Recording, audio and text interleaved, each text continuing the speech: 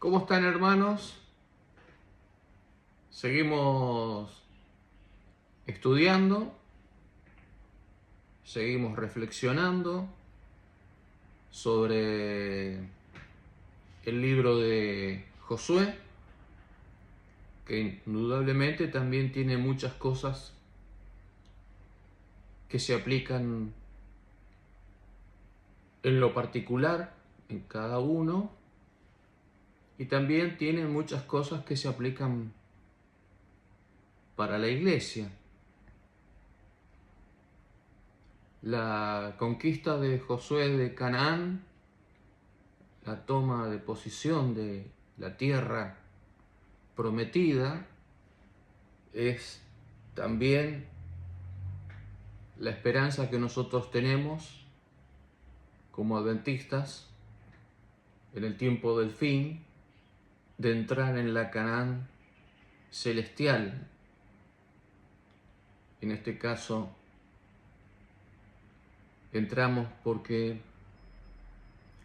Dios quiere que estemos con Él. En esta semana se repasan algunas cuestiones que tienen que ver con personas y con ciertas sorpresas que dan las personas. Sorpresas que surgen de la gracia de Dios y por la gracia de Dios.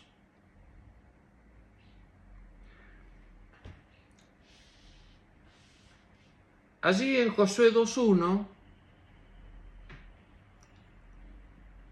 Josué envía 2 espías para entrar a Jericó, recorrer un poco la tierra, los alrededores, y luego entrar dentro de la ciudad. Y entonces se dice, en la lección dice, esta es una segunda oportunidad. ¿Por qué? Porque ya Moisés había mandado a 12 espías. En realidad la palabra espía es una traducción de la palabra griega, la palabra hebrea, perdón, es el hebreo en el Antiguo Testamento, que significa los que recorren, los que andan, digamos así como el vaquiano, el guía que recorre la zona buscando los caminos más fáciles. Y en este caso, se da una segunda oportunidad, porque la primera oportunidad, cuando llegaron a la frontera, ustedes recuerdan que el informe traído por los 12, salvo 2, Caleb y Josué, el Josué de que estamos estudiando, salvo 2 que dijeron que había que conquistar la tierra. En cambio, los otros 10 dijeron que había muchísimas contrariedades que ellos vieron, y evidentemente las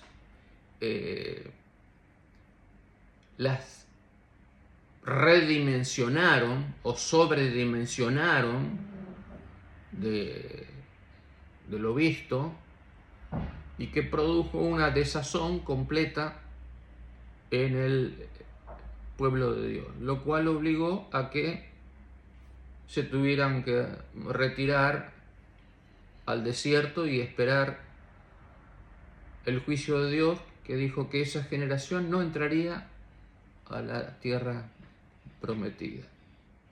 Pero bueno, ahora se da. Van estos 2 espías. Y aquí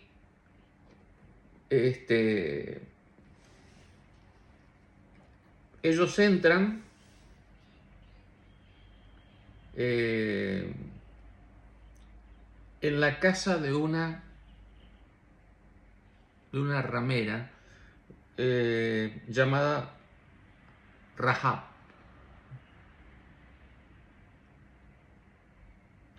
Parece que era una especie de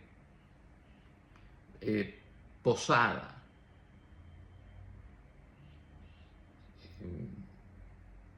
Y entonces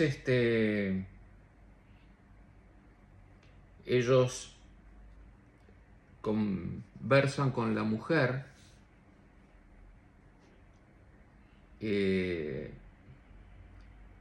sobre lo que son, y el verso 9 dice algo muy interesante: sé que Jehová os ha dado esta tierra, porque el temor de vosotros ha caído sobre nosotros, y todos los moradores del país ya han desmayado por causa de vosotros, porque hemos oído que Jehová hizo secar el agua del mar muerto. Oyendo esto, ha desmayado nuestro corazón. Esto significa que los distintos pueblos, ciudades y habitantes de Canaán, de alguna manera, tenían noticia de lo que estaba ocurriendo con el pueblo de Israel desde Egipto hasta llegar a la frontera. Estamos hablando de muchos años. Sin embargo,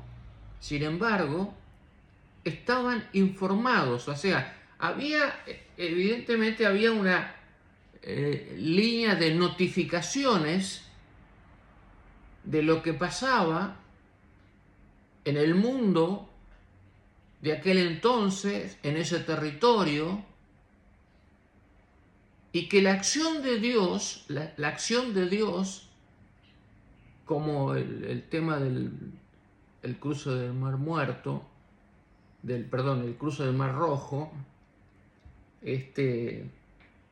ya había sido captada, había sido escuchada, y esto produjo, por supuesto, un desazón completo en la zona, lo que iba a facilitar la conquista. O sea, estas noticias de lo que Dios hacía y estaba haciendo, de alguna manera ya lo daban por victorioso al pueblo de Dios. Ellos ya estaban ganando la victoria con las noticias.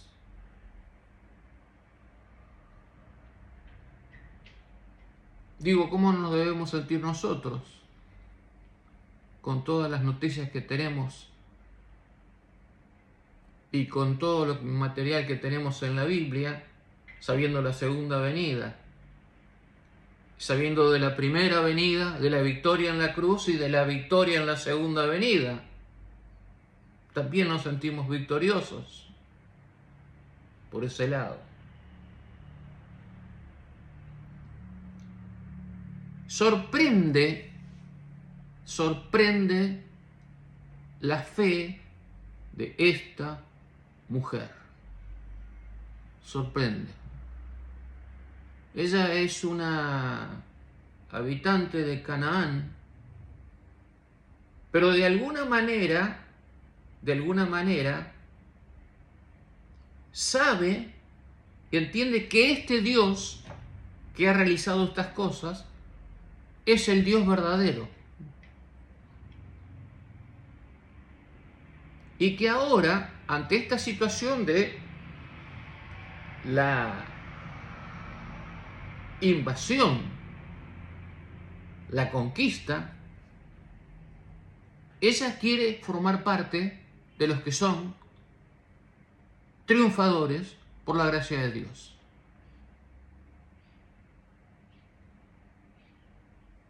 Entonces realiza allí un pacto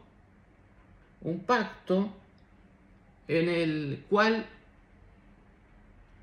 ella los va a ayudar, especialmente escondiéndolos,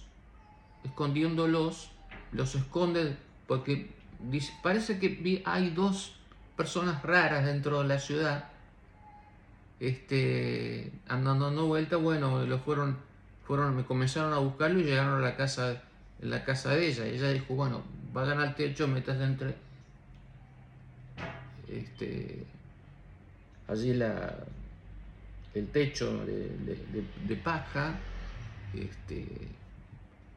¿Recuerdan el caso de Jesús cuando le bajaron el enfermo por el techo? Bueno, el techo era de paja, se abre, se corre y se bajó. Era la forma de superponer tramos de paja y hacer un techo sustentable. En este caso dice, bueno, quédense allá y yo voy a tratar de ayudarlo. Aquí hay un caso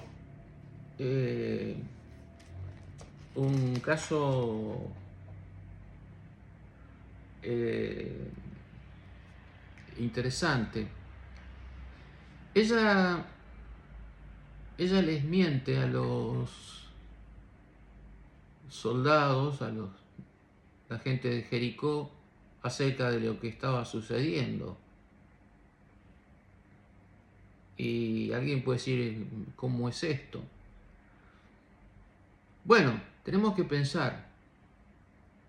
Ella era una cananea.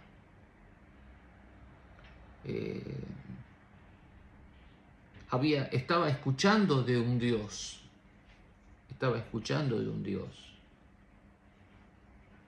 Pero todavía no tuvo relación con ese Dios. Ni siquiera comprendía cuáles eran los principios morales de ese Dios. Lo único que tenía era confianza y fe de que ese Dios podía ayudarla. Entonces, no la podemos juzgar por la forma como habló con estos vigilantes que querían matar a los dos espías, sino que ella actuó como ya vivía.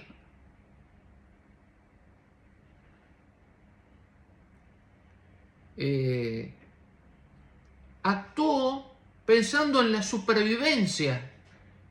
Ella quiere salvarse. Y en lo que ella tenía fue salvar a estos hombres con un testimonio que lo salve y despiste a los otros. Pero es porque ella está recién comenzando.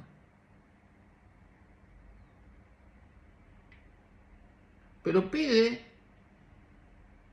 que si le devuelven el favor, que ella sea salva de la conquista de Jericó.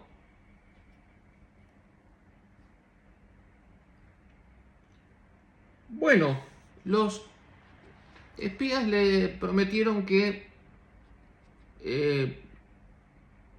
sí, que ponga en su casa a toda su familia. Que estén todos allí cuando se produzca el ataque sobre la ciudad. Y lo interesante, en el verso 18, tú atarás este cordón de grana a la ventana. Entonces le digo, cuelga este cordón de grana rojo como señal de que allí está la mujer que nos dio cabida y nos protegió. Muy parecido al caso del Éxodo en la Pascua. ¿Recuerdan? Había que pintar los dinteles con rojo y el ángel seguiría de largo sin entrar allí para hacer un mal al primogénito. Aquí también hay un cordón rojo, la sangre. Hay una víctima que muere y salva con su sangre. Se mantiene esto en esta situación. Colocarlo. Y todas las personas dentro de la casa, toda su familia. No solamente ella, sino su familia, y mantenerse allí. Así como ella actuó por fe, aceptando a esta gente, preocupándose por ese Dios de maravillas, de señales, de milagros, los espías realizaron la misma devolución. Dios te va a salvar, te vamos a salvar y tú vivirás con tu familia. El favor se extendió a toda la familia. Observen un detalle importante. La salvación de una sola persona puede lograr la salvación de toda su familia.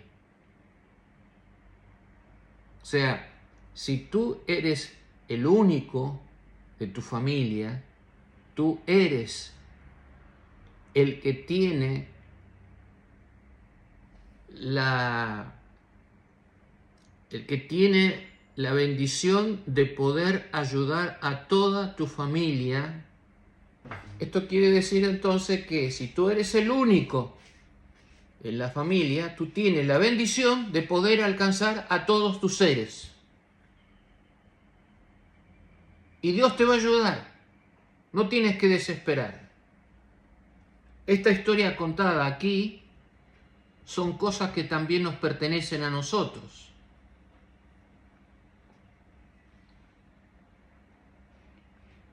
O sea que aquí hay una historia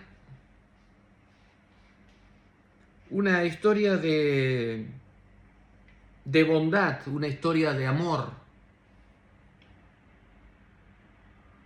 de parte de la mujer. La bondad que ella realiza para con estos extraños que saben que viene de parte de un Dios que está haciendo maravillas y que ellos han escuchado de esa maravilla. Luego, el hecho de que Dios bendice a la persona y bendice a la casa de esa persona. Somos fuente de bendición. No solo para nosotros la bendición, sino la bendición para compartir con otros, como Dios estaba haciendo con esta mujer. Dicho sea de paso, esta mujer que ustedes ven aquí, luego ella, cuando termina la conquista, ella se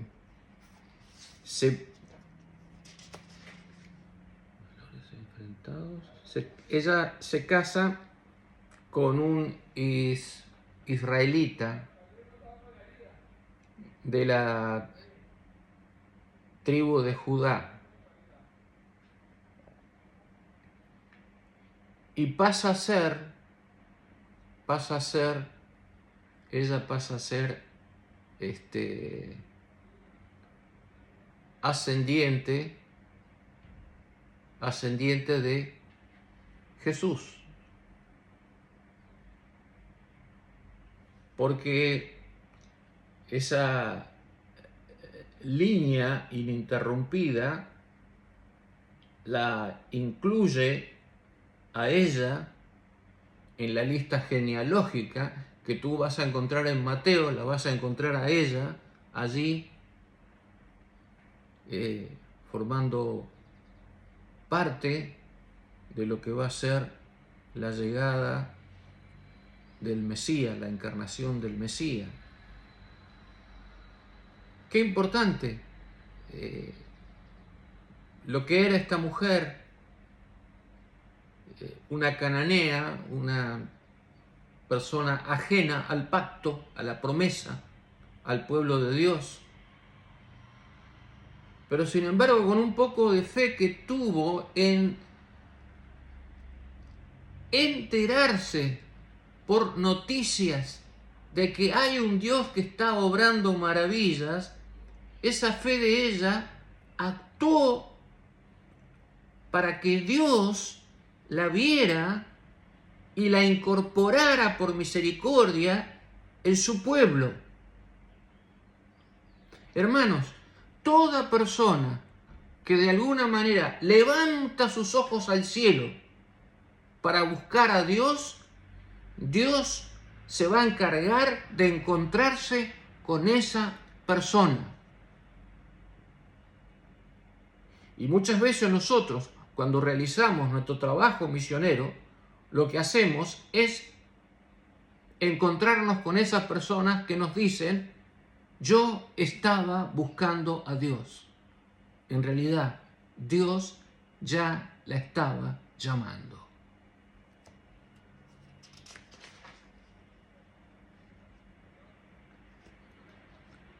El otro caso que aparece luego de esta, la mujer que luego va a ser salvada, luego se va a incorporar al pueblo de Dios y se va a incorporar a la genealogía.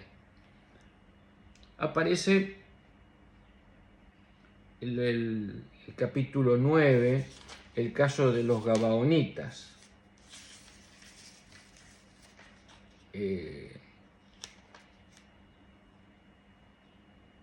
Ellos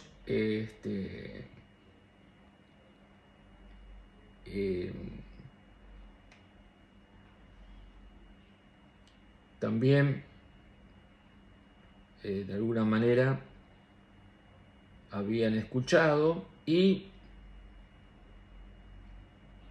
habían visto de alguna manera quizás habían visto al ejército y a la acción de Josué, de la conquista. Ellos eran de Gabaón. ¿Dónde está Gabaón? Gabaón está a unos pocos kilómetros al norte de Jerusalén.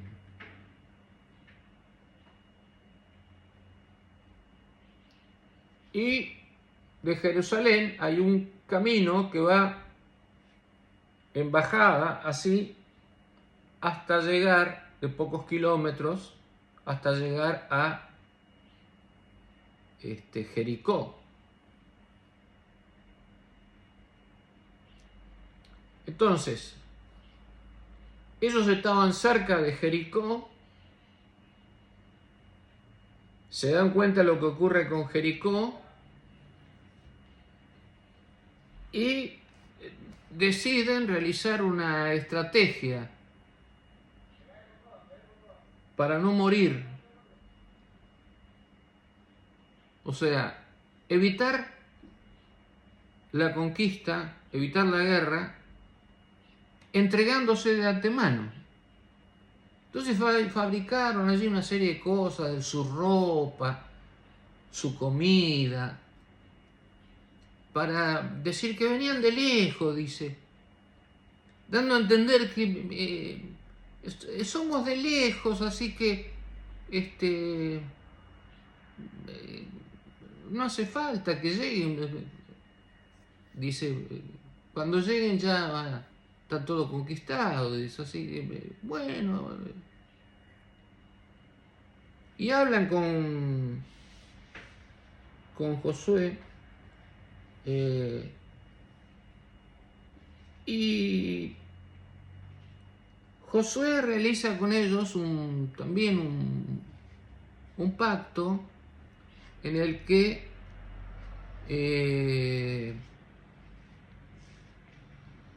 bueno, les promete que no va a tomar medidas drásticas con ellos, porque ya se habían entregados y estaban lejos.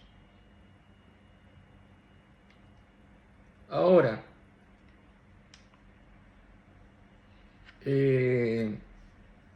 cuando se enteraron, cuando comenzaron a recorrer el territorio, se enteraron que los gabaonitas estaban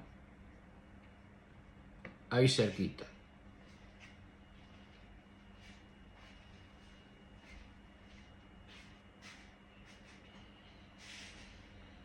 Según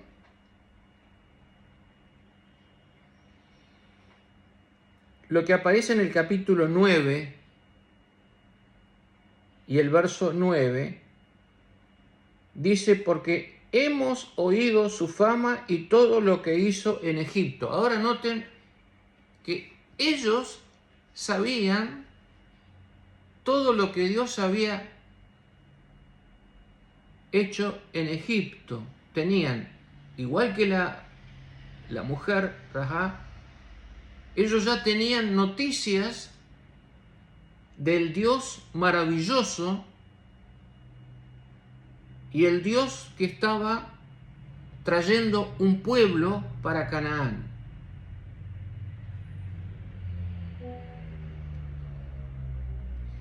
Lo que ellos hicieron fue un acto de astucia.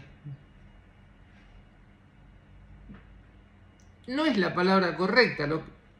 Lo que en el hebreo se habla de un acto de sabiduría, de sapiencia, de pensar algo, elaborar una estrategia para ir a convencer al general de este ejército, Josué. Y le salió bien. Ahora, ¿cómo juzgamos esto? De la misma manera que la mujer Rahab. Eran cananeos. Tenían solamente una noticia de parte de Dios y de lo que habían visto ya en Jericó.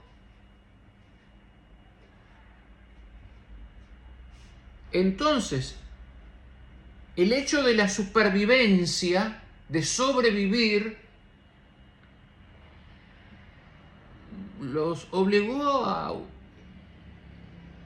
usar los recursos que a veces no son tan ponderables, pero bueno, pero ellos todavía no estaban convertidos, todavía no tenían una noción de quién era ese Dios, tampoco tenían los 10 mandamientos. Entonces no los podemos juzgar porque era gente que viviendo en el pecado, actuando como pecadores, tenían una chispa de fe. Y eso es lo que yo tengo que juzgar, no lo otro que ocurrió. La forma, lo engañaron a Josué.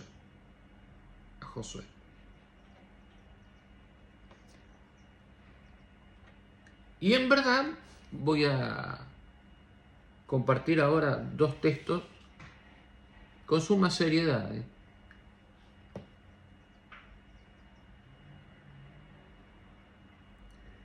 En el capítulo 9 y el verso 14 dice que los hombres de Israel tomaron de las provisiones de ellos y no consultaron a Jehová. Josué tendría que haber consultado a Jehová con respecto a esta visita de los gabaonitas. Tendría que haber consultado. Era el líder, era el general. Pero actuó de alguna manera, aquí actuó independiente. Esto es lo primero, no consultaron a Jehová. El verso 14. 9:18 dice, y no los mataron los hijos de Israel por cuanto los príncipes de la congregación les habían jurado por Jehová, el Dios de Israel, y toda la congregación murmuraba contra los príncipes.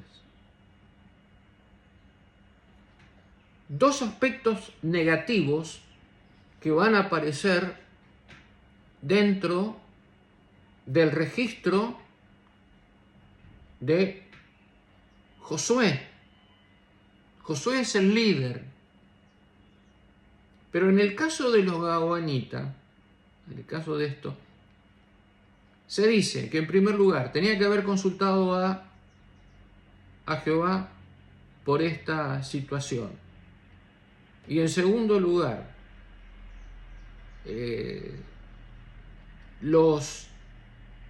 la congregación, el pueblo, tuvo un acto de murmuración sobre los príncipes, porque no solo estaba él incluido, sino también los príncipes. Esto, hermanos, esto significa que los líderes no son perfectos, son perfectibles. Pueden cometer errores. Y también se espera que los que son dirigidos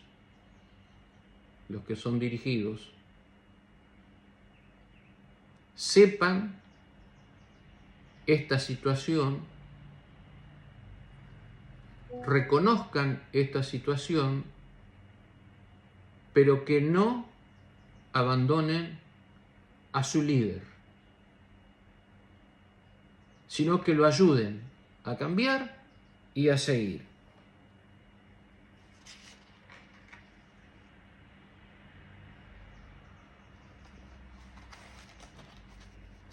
Allí en la parte del viernes dice,